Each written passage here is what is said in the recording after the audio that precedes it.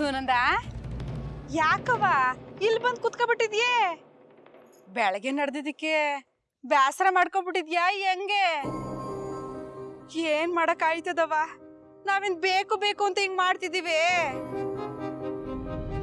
ನಮ್ಮ ವಂಶ ಬೆಳಿಬೇಕು ಅಂತ ಹೇಳಿದ್ರೆ ರುದ್ರಂಗ್ ಇನ್ನೊಂದು ಮದ್ವೆ ಮಾಡ್ಲೇಬೇಕಲ್ಲೇನವ್ವ? ದೇವ, ಈಗಾಗ್ಲೇ ನಿಮ್ಮ ಮಗ ನನ್ನ ಮದ್ವೆ ಆಗೋರಲ್ವೇ? ಈಗ ಇನ್ನೊಂದು ಮದ್ವೆ ಅಂದ್ರೆ ಸರಿನೇ ಅಲ್ಲ? ನನ್ನ ಗಂಡನ ಜೊತೆ ಇನ್ನೊಂದು ಹೆಣ್ಣಿರೋದನ್ನ ನಾನು ಹೆಂಗ್ ನೋಡ್ಕೊಂಡಿರ್ಲಿ? ಹಂಗಲ್ಲ ಕಣವ, ಇದು ನಮ್ಮ ವಂಶದ ಗೌರವದ ಪ್ರಶ್ನೆ. ನಮ್ಮ ವಂಶ ಬೆಳಿಬೇಕು ಅಂತ ಹೇಳಿದ್ರೆ, ನಮ್ಮ ವಂಶ ಉದ್ಧಾರ ಆಗ್ಬೇಕು ಅಂತ ಹೇಳಿದ್ರೆ ರುದ್ರಂಗ್ ಇನ್ನೊಂದು ಮದ್ವೆ ಮಾಡ್ಲೇಬೇಕು ಕಣವ. ನಮ್ಮ ಕೈಲಿ ಏನು ಇಲ್ಲ ಕಣವ. ಇಲ್ಲ ಅಂದ್ರೆ ಈ ಮನೆಗೆ ಒಂದು ಮೊಮ್ಮಗುನು ಬರಕ್ಕಿಲ್ಲ. ನಿನ್ ಮ್ಯಾಕೆ ಏಟೆಲ್ಲ ಆಸೆ ಇಟ್ಕೊಂಡಿದ್ವಿ, ನಿನ್ ಹೊಟ್ಟೆಲಿ ಒಂದು ಮಗ ಬರ್ತದೆ ಅಂತ. ಎಲ್ಲ ಮಣ್ಪಾಲಾಗಿಲ್ವೇ? ಈಗ ನೀನೇ ಮನ್ಸು ಮಾಡ್ಬೇಕು ಕಣವ. ನೋಡು, ನಿನಗೆ ಯಾವುದೇ ರೀತಿ ನಾವು ಮೋಸ ಮಾಡಕ್ಕಿಲ್ಲ. ನಿನ್ ಸ್ಥಾನನ ಯಾರು ತುಂಬಕ್ ಹಾಕಿಲ್ಲ ಕಣವ. ಯಾವತ್ತಿದ್ರೂ ನೀನು ಈ ಮನೆ ಇರೋ ಸೊಸೆನೆಯ. ಈ ವಂಶದ ಕುಡಿಗೋಸ್ಕರ ನಿನ್ ಗಂಡಂಗೆ ಇನ್ನೊಂದು ಮದ್ವೆ ಮಾಡೋದಕ್ಕೆ ಒಪ್ಕೊಳವ. ನಮ್ ಕುಟುಂಬದ ಭವಿಷ್ಯ ನಿನ್ ಕೈಲೇ ಐತೆ ಕಣವ. ಏನ್ ಪಾರ್ವತಿ, ಬಹಳ ನಾಜೂಕಾಗಿ ಸುನಂದನ ಮರಳು ಮಾಡಕ್ ಮಾತಾಡ್ತಿದ್ಯಲ್ಲ, ಅವೆಲ್ಲ ಏನು ಬೇಡ. ಇರೋ ವಿಷಯ ನೇರವಾಗಿ ಹೇಳು. ನೋಡ್ ಸುನಂದ, ಇನ್ನೂ ನಿನಗೆ ಮಕ್ಕಳಾಗಕ್ಕಿಲ್ಲ. ನಿನ್ನಿಂದ ಈ ಮನೆಗೆ ಮೊಮ್ಮಗು ಸಿಗೋ ಆಸೆ ನುಚ್ಚುನೂರಾಯ್ತು. ಇನ್ಮ್ಯಾಕೆ ಅದ್ರ ಬಗ್ಗೆ ಮಾತಾಡಿ ಪ್ರಯೋಜನ ಇಲ್ಲ. ಅದಕ್ಕೆ ಹೇಳ್ತಿದೀವಿ, ನಾವ್ ಹೇಳ್ದಂಗೆ ಕೇಳು. ಅದರಿಂದ ನಿನ್ಗೂ ಒಳ್ಳೇದಾಯ್ತದೆ, ಈ ಮನೆಗೂ ಒಳ್ಳೇದಾಯ್ತದೆ. ಮಾವಯ್ಯ, ಹಂಗಾರೆ ನಾನು ಈ ಮನೆಗೆ ಏನು ಅಲ್ವೇ? ನನ್ನ ಗಂಡ ನನ್ನ ಕಣ್ ಮುಂದೆನೆ ಇನ್ಯಾವಳ ಜೊತೆ ಸಂಸಾರ ಮಾಡೋದನ್ನ ನಾನು ನೋಡ್ಕೊಂಡಿರ್ಬೇಕೆ? ಏನ್ ನೋಡಕ್ಕಾಗಕ್ಕಿಲ್ಲ ಅಂದ್ರೆ ಈ ಮನೆಯಿಂದ ಹೋಯ್ತಾ ಇರು, ನಮ್ಗೇನು ಸಮಸ್ಯೆ ಇಲ್ಲ.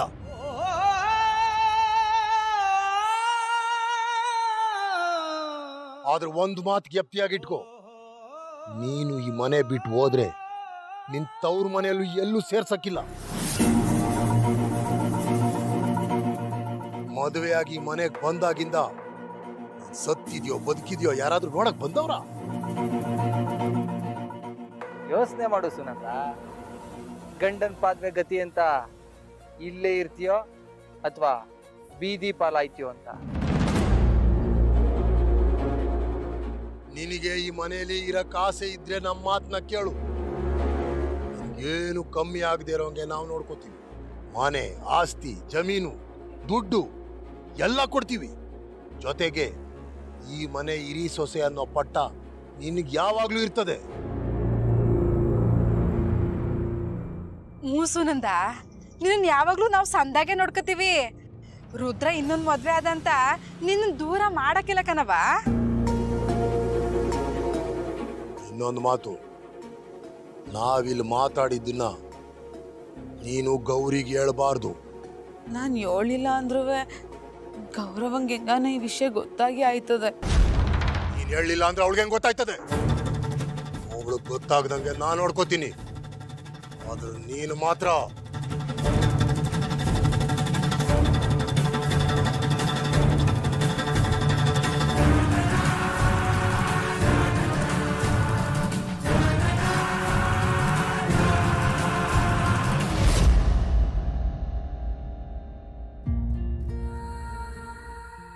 ನೋಡೋ ಸುನಂದ, ನಾವ್ ಇದನ್ನೆಲ್ಲ ನಮ್ ಸ್ವಾರ್ಥಕ್ ಮಾಡ್ತಿಲ್ಲ ಕಣವ. ಈ ಮನೆಗೆ ಒಳ್ಳೇದಾಗ್ಬೇಕು ಅಂತ ಮಾಡ್ತಿದೀವಿ. ನೀನು ಈ ಮನೆಯೊಳಲ್ಲೇನವ. ಈ ಮನೆಗೆ ಒಳ್ಳೇದಾದ್ರೆ ನಿನ್ಗೂ ಒಳ್ಳೇದಾಯ್ತದಲ್ವೇ? ಈ ಮನೆಗೆ ವಂಶಧಾರಕ ಬಂದ್ರೆ ಅದು ನಿನ್ನಿಂದನೇ ಅಂತ ನಾವೆಲ್ಲ ಹೆಮ್ಮೆಯಿಂದ ಹೇಳ್ಕತೀವಿ. ಹ್ಞೂ ಕಣವ, ಮನ್ಸ್ ಮಾಡವ.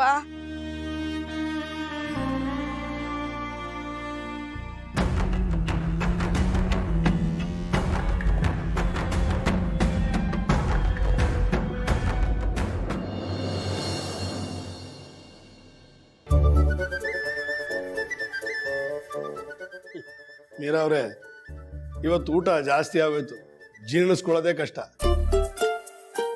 ನನಗೂ ಅಪ್ಪಾಜಿ ಚೆನ್ನಾಗಿದೆ ಅಂತ ಸರಿಯಾಗಿ ತಿಂದ್ಬಿಟ್ಟೆ. ನಿಮ್ಗೆಲ್ಲ ಇವತ್ತು ಊಟ ಜಾಸ್ತಿ ಆಯ್ತು ಅಂತಾನೆ ಪುದೀನ ಶರ್ಬತ್ ಮಾಡ್ಕೊಡ್ತೀನಿ ಅಂದೆ, ನೀವೇ ಬೇಡ ಅಂದ್ರಿ. ಅಪ್ಪಾಜಿ ಇವಾಗ ಶಾಪಿಂಗ್ ಹೋದಾಗ ಏನಾಯ್ತು ಗೊತ್ತಾ, ಭಾವ ಒಬ್ಬ ಕಳ್ಳನ್ ಹಿಡಿದು ಸರಿಯಾಗಿ ಬಾರಿಸಿದ್ರು. ಹೌದೇನೆ, ಸರಿಯಾಗಿ ಮಾಡಿದ್ದಾನೆ. ಪೊಲೀಸ್ಗೆ ಹಿಡ್ಕೊಟ್ಬಿಡ್ಬೇಕಿತ್ತು. ಆದ್ರೆ ಅಜ್ಜಿ ಭಾವನ ಮೇಲೆ ಪರಿಚಯಮ್ಮ ಬೇಜಾರು ಮಾಡ್ಕೊಂಡ್ರು. ಒಳ್ಳೆ ಕೆಲಸನೇ ಮಾಡಿದಾರಲ್ಲ, ಅವ್ರು ಯಾಕಮ್ಮ ಬೇಜಾರು ಮಾಡ್ಕೊಂಡ್ರು? ಅಪ್ಪಾಜಿ ಪಬ್ಲಿಕ್ಕಲ್ಲಿ ಗಲಾಟೆ ಮಾಡೋದೆಲ್ಲ ಅವ್ರಿಗೆ ಇಷ್ಟ ಆಗಲ್ಲ ಅಂತೆ. ಪರಿಚಯ ಅಪ್ಪ ಕೂಡ ಅಂಥದ್ನೆಲ್ಲ ಇಷ್ಟಪಡಲ್ಲ ಅಂತೆ.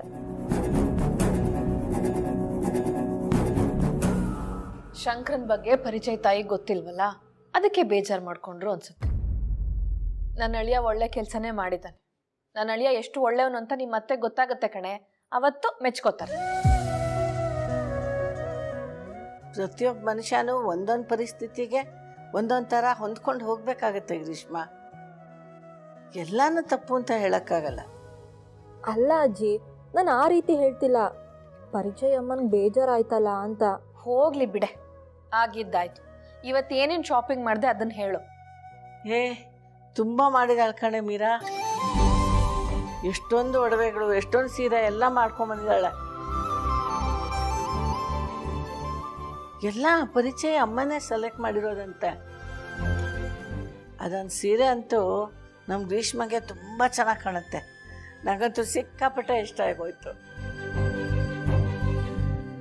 ಅಲ್ಲಮ್ಮ, ನಾಳೆನೇ ಎಂಗೇಜ್ಮೆಂಟ್ ಇಟ್ಕೊಂಡು ಇಷ್ಟೊಂದು ಶಾಪಿಂಗ್ ಮಾಡ್ಕೊಂಬಂದಿದ್ಯಲ್ಲಮ್ಮ. ಅಪ್ಪಾಜಿ ಇವತ್ತೇ ಶಾಪಿಂಗ್ ಮುಗಿಸ್ಕೊಂಡ್ ಬಂದಲ್ಲ, ಅದಕ್ಕೆ ಖುಷಿ ಪಡಿ. ನಾನು ಎಲ್ಲಿ ಎಂಗೇಜ್ಮೆಂಟ್ನ ಶಾಪಿಂಗ್ ಮಾಲಲ್ಲೇ ಮಾಡ್ಬೇಕಾಗತ್ತೇನಂತ ಅಂದ್ಕೊಂಡಿದ್ದೆ. ಹೆಣ್ಮಕ್ಳು ಶಾಪಿಂಗ್ ಮಾಡೋಕೆ ಹೋದ್ರೆ ಗೊತ್ತಲ್ಲ, ಬೇಗ ಬಂದಿರೋ ಹಿಸ್ಟ್ರಿನೇ ಇಲ್ಲ. ಸುಮ್ಮನಿರೋ ಆದಿಯಣ್ಣ.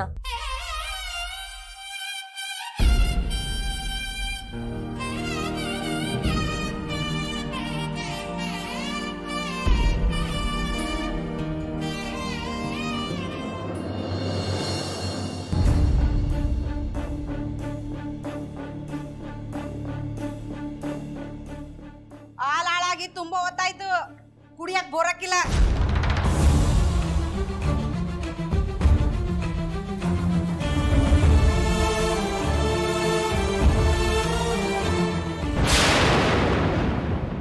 ಅತ್ತೆ ಇದು ಏನ್ ಮಾಡ್ತಿದ್ದೀರಾ ನೀವು?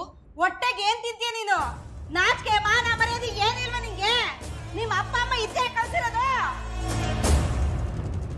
ಏನ್ ಮಾತಾಡ್ತಿದ್ದೀರಾ ನೀವು? ನನ್ನನ್ನು ಯಾಕೆ ಬೈತಾ ಇದ್ದೀರಾ? ಆಲಂಗಿರ ಸಂಸಾರದಲ್ಲಿ ಉಳಿ ಇಡ್ತಾ ಇದೆಯಲ್ಲ, ದೇವ್ರು ಒಳ್ಳೇದ್ ಮಾಡೋಣ ನಿಂಗೆ.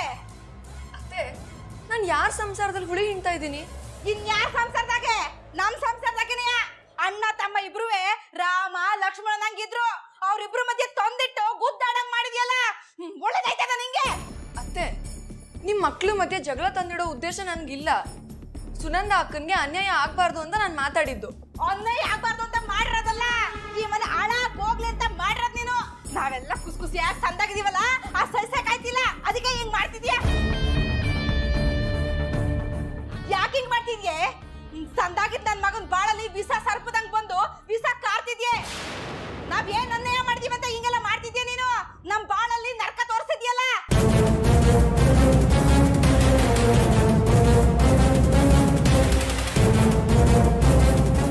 ನಿಮ್ಮ ಅರ್ಥ ಇಲ್ದಿರೋ ಪ್ರಶ್ನೆಗಳಿಗೆ ಉತ್ತರ ಕೊಡೋಕೆ ನನಗೆ ಇಷ್ಟ ಇಲ್ಲ. ನಿಮ್ಮ ಹತ್ರ ವಾದ ಮಾಡಕ್ಕೆ ನನಗೆ ಮನ್ಸೂ ಇಲ್ಲ. ಪ್ಲೀಸ್ ನನ್ನ ಬಿಟ್ಬಿಡಿ. ತರಿದ್ರದವಳು ಕೂತ್ಕೊಂಡ್ ಬಂದವಳೆ ಅಂತ ನನಗೆ ಪಾಠ ಮಾಡಿ ಹೋಯ್ತವಳೆ.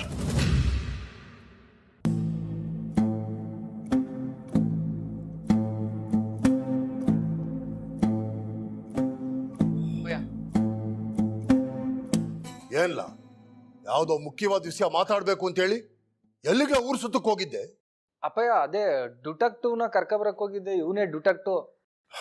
ನಮಸ್ಕಾರ ಸರ್.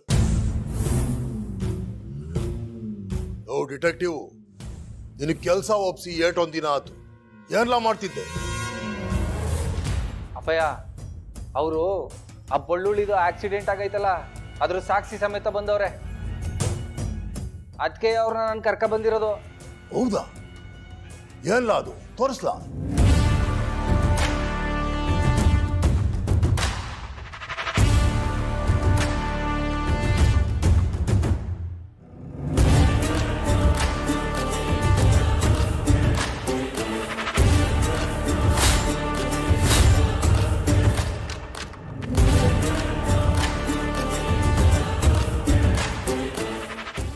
ಎಲ್ಲ ಇದು ಸರಿಯಾಗಿ ಕಾಣ್ತಾ ಇಲ್ಲ.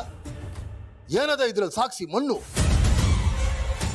ಅಪ್ಪಯ್ಯ, ಆಕ್ಸಿಡೆಂಟ್ ಆದಾಗ ಇದೇ ಕಾರಲ್ಲಿಂದ ಪಾಸ್ ಆಗಿರೋದು.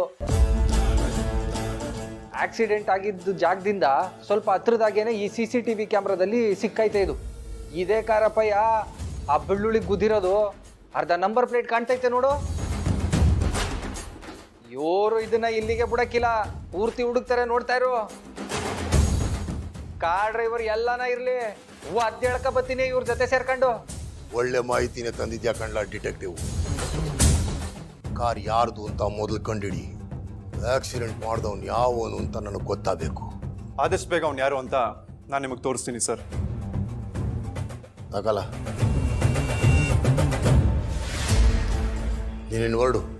ಸರಿ ಸರ್, ನಾನು ಬರ್ತೀನಿ.